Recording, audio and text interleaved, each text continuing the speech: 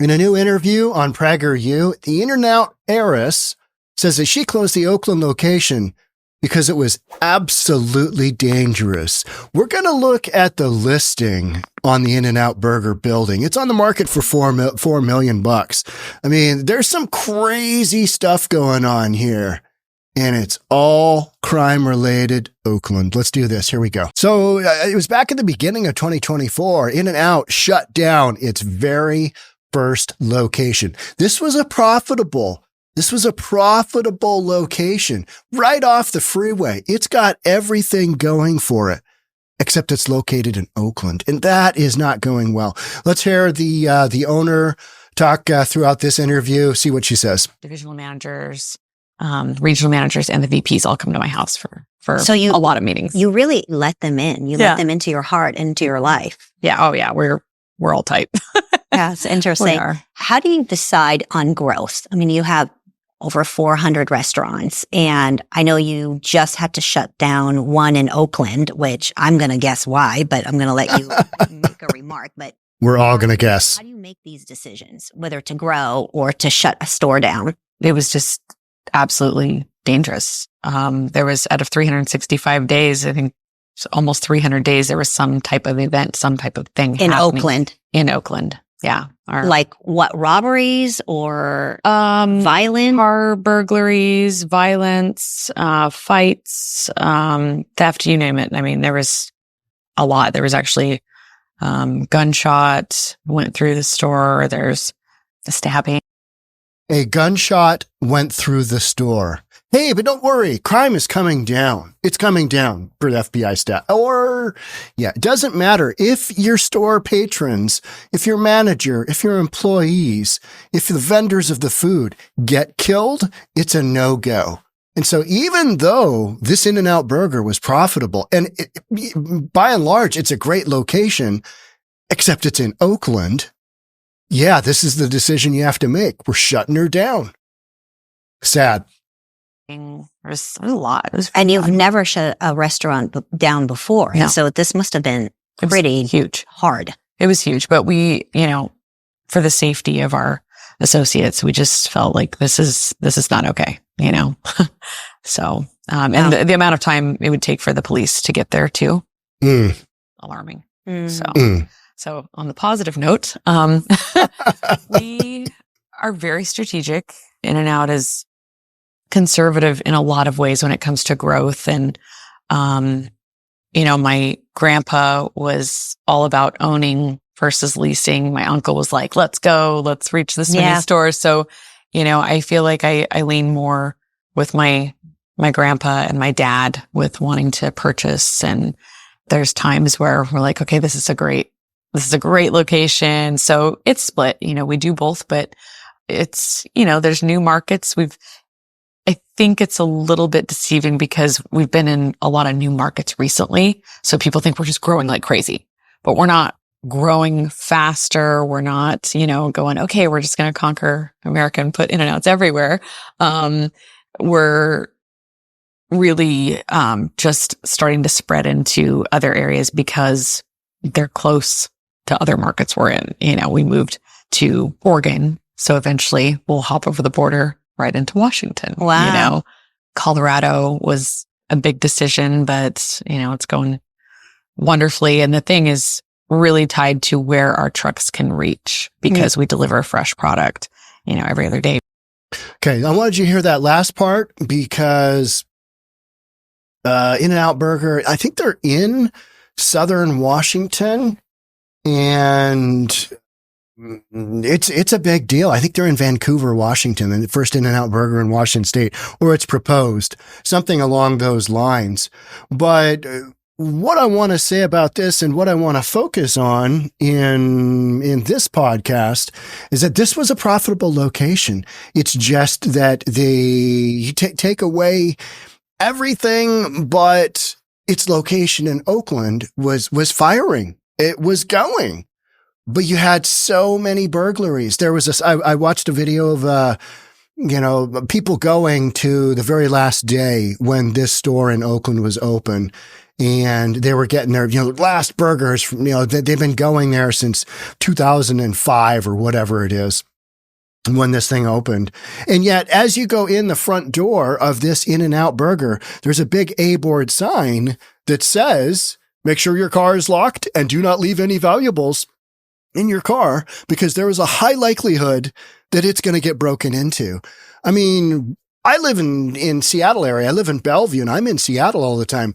And Seattle has got issues, but not like that, right? Not like that. I mean, that's next level nonsense. These are shenanigans because Oakland has become an absolute dumpster fire. It's run by Democrats who have thought, you know what, this misguided compassion, and we're just going to come through with all these policies, and California as a state in general, things are going the wrong way. And Oakland in particular is going the wrong way. You've got, how about the recall election of Mayor Sheng Tao? I mean, and then you've got, recall of their district attorney and just all of these things happening where voters are starting to maybe kind of wake up just a scooch and go, maybe, I don't know. This is really weird, but maybe just maybe some of this has to do with, I don't know, our political leadership. Yeah, you think? Because you go to other states, this ain't happening. They're not closing down In-N-Out Burgers. And as much nonsense is going on in Southern Washington and in Oregon, In-N-Out is opening up, not closing down. The In-N-Out heiress, whose grandparents founded the popular burger chain, said that the company's decision to close its store was due to the site being absolutely dangerous. I mean, there was a lot. That's what we just heard her say. Gunshots went through the store. There was a stabbing. There was a lot. Where else do we hear about that? San Francisco. The Whole Foods made it a whole year. And they had how many? They had hundreds of 911 calls. I can't remember what it was, like 500, something like that. It's just absolutely nuts. Somebody OD'd in the restroom, got people having sex in the restroom, people just walking around, eating food, not paying for it because you got a bunch of Looney Tunes running around, right? So Snyder said that the company shuttered the profitable outpost. There's one of the key words. I need to get my little yellow guy going here. The profitable outpost for the safety of our associates because we just felt like this is not okay. When's the last time you heard of a business closing that was making money that decided to close because their liability was so great and somebody was going to get murdered? I mean, that's what these store owners are thinking. All right, we're making money, but we're making money in these other stores. They've got 400 something stores. We're making money, but we've got too much liability. We have one store like this and people start pointing to management. Management knew this was an issue. We knew that this store had its problems. We knew that it had XYZ break-ins. You had a bullet go through the restaurant. I mean, what more do you need? So I'm sure that was for a business owner to shut this bad boy down, they must have been like, oh, I can't believe we're doing this. But they had to. In-N-Out made the decision to pull out of Oakland after an 18-year presence in the city. It was just the first time in its 75-year history that the company permanently shuttered one of its restaurants. Despite taking repeated steps to create safer conditions, our customers and associates are regularly victimized by car break-ins, property damage, theft, and armed robberies. Armed robberies. That's what we got going on. I mean, it's not funny, but it's like, this is what you get when you've got leadership that just says, you know what? We're going to let all the criminals run free. This is going to be great. Drugs for everybody. Shoplifting, no problem. Go for it. Just all of these soft on crime type policies are coming back, right? And in a hard way. And they've been here, but it takes a business this long, this many 911 calls. And she mentioned that the police coming. I mean, if you've got this much criminal activity going on and you don't have a police presence, then, you got to start thinking, maybe we shut this bad boy down. Maybe this is a no-go. And that's ultimately what they came up with. Additionally, this location remains a busy and profitable one for the company. But our top priority must be the safety and well-being of our customers and associates. All right, it's listed for $4 million. That's what we're going to look at now. What else do we have? Yeah, since 2019, police have logged at least 1,335 incidents in the vicinity of the restaurant on Oakport Street, more than any other location in Oakland. Okay, so 1,300, 15, so 300 a year, something like that, shy of 300 a year. I mean, that's absolutely nuts. I mean, that's almost every day. And she said that, right? 300? That number includes 9 robberies, 2 commercial burglaries, 4 domestic violence incidents, and 1,174 car break-ins. And that's according to Oakland police data at this store. I mean, just absolutely nutty.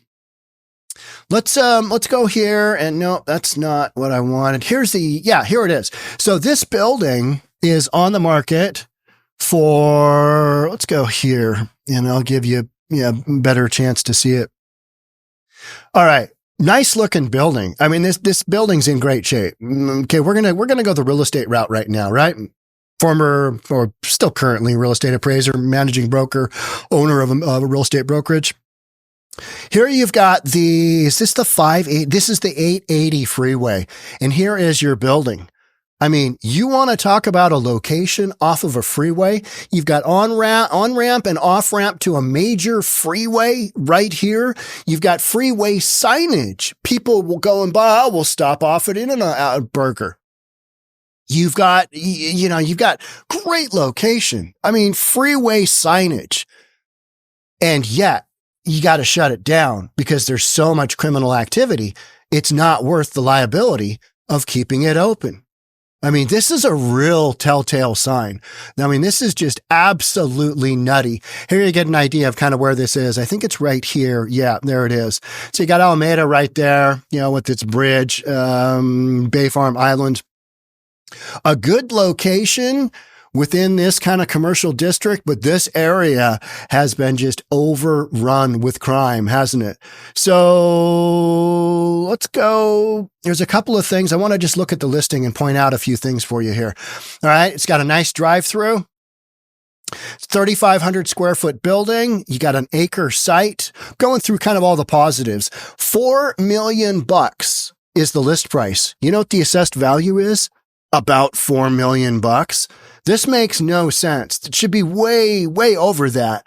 Most commercial listings are, but you've got, you're in a depressed market there. And one of the interesting things to me on this would be if you were doing an appraisal on this and all of your numbers are going to line up, you're going to have comparable sales of other businesses and locations in other areas, and they're going to be for significantly more. And your one factor, and this building is still making money. Your one factor is an extreme form, and I'm going to go appraisal on you here, an extreme form of external obsolescence. Now, if you had a house sitting on the freeway, like we saw in our, in that first image, if you had a house sitting on a freeway, terrible external obsolescence. Just nobody wants to be on the freeway. Nobody wants to have the cars whizzing by. But an In-N-Out Burger, that's a positive. So that is a positive thing. But the overall factor in this building running, let's go through some of the highlights. Investment highlights, fully built out drive-through opportunity in core Bay Area, densely populated infill location with extremely high barriers to entry. Meaning you're not going to find sites like this. This is it, right? This is an opportunity. It's up and done. Freeway pylon signage. I mean, it's like the second sign down on one of those big signs. In-N-Out Burger. Let's stop there. Practically turnkey opportunity, excellent visibility, and easily accessible off of Interstate 880. So you compare this listing to any other listing of a building like this, and this is probably top dog, the physical structure, the immediate location. But where it gets heavily discounted is its location in this area of Oakland.